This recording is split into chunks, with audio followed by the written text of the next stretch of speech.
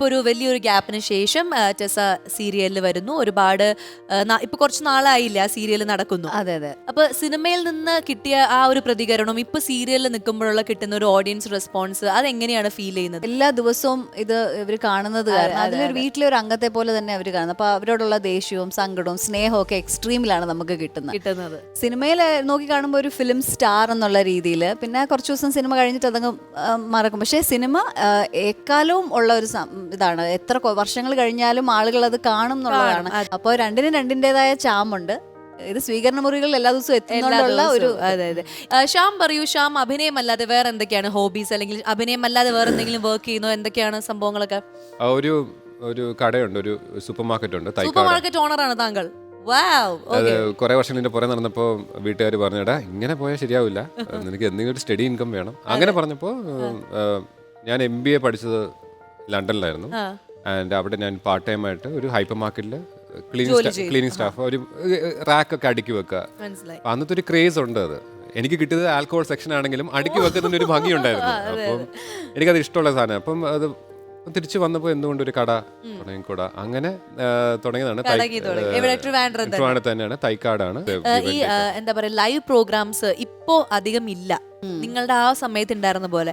So ഈ live programmes handle ചെയ്യാന്ന് പറയുന്നത് അതൊരു അപാര കഴിവാണ്. സ്പോണ്ടേനിയസ് ആയിട്ട് ഓരോ കാര്യങ്ങൾ കാലത്ത് ഭയങ്കര. അപ്പൊ എങ്ങനെയായിരുന്നു ടെസയ്ക്ക് എന്തെങ്കിലും ഒരു അബദ്ധം പറ്റിയിട്ടുണ്ടോ, അല്ലെങ്കിൽ എല്ലാം ഈസി ആയിട്ട് ഹാൻഡിൽ ചെയ്യാൻ പറ്റാറുണ്ടായിരുന്നോ? എന്തെങ്കിലും അബദ്ധങ്ങൾ ഈസി ആയിട്ട് ഹാൻഡിൽ ചെയ്യുന്നുണ്ടായിരുന്നു. അതെ, അല്ല അതാണ് ലൈവിന്റെ ഏറ്റവും വലിയ കഴിവ്. കളിയാക്കാൻ പറഞ്ഞാണല്ലോ. അതെ, ലൈവ് പ്രോഗ്രാമിൽ വരുമ്പോ എന്ത് അബദ്ധം പറ്റിയാലും ആ അബദ്ധത്തിനെ നമ്മള് മുഖത്തൊരു എക്സ്പ്രഷൻ ചേഞ്ച് ഇല്ലാതെ, പക്ഷെ എങ്കിലും ഞാൻ അബദ്ധം പറ്റിയാൽ അബദ്ധം പറ്റി എന്ന് ഞാൻ അങ്ങ് പറയും. അത് മൂടി വെക്കാൻ നോക്കുമ്പോഴാണ് ആളുകൾക്ക് അത് അവർക്ക് മനസ്സിലായല്ലോ.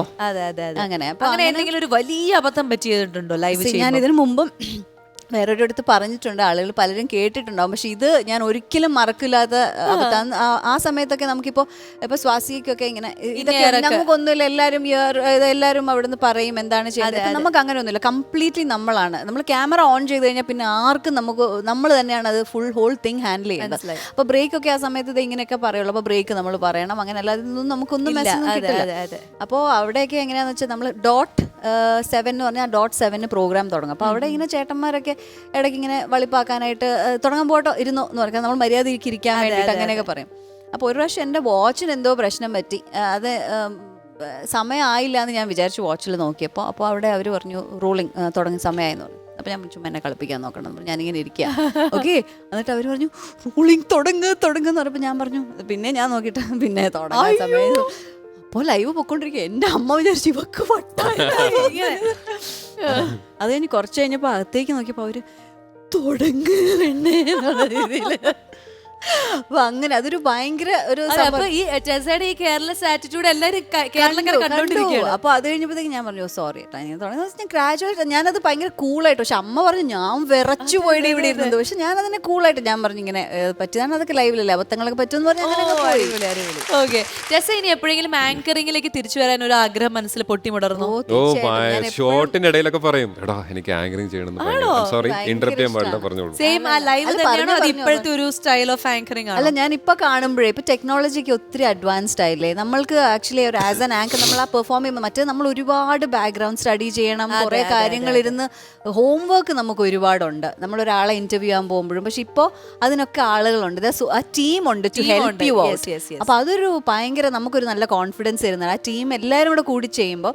പിന്നെ ക്യാമറ ആണെങ്കിലും ചുറ്റും ക്യാമറ, നല്ല ലൈറ്റ്, പിന്നെ ഈ സെറ്റ്, ഇതൊക്കെ ഭയങ്കര ബ്യൂട്ടിഫുൾ അല്ലേ. ഇതൊക്കെ തന്നെ ഞാൻ ഓരോ സ്ഥലത്തും ഇങ്ങനെ ഇന്റർവ്യൂവിന് സെറ്റ്സ് ഒക്കെ കാണുമ്പോൾ ഞാൻ ചോദിച്ചു ഇതൊക്കെയാണ് ശരിക്കും ഞാൻ മിസ് ചെയ്യുന്നത്.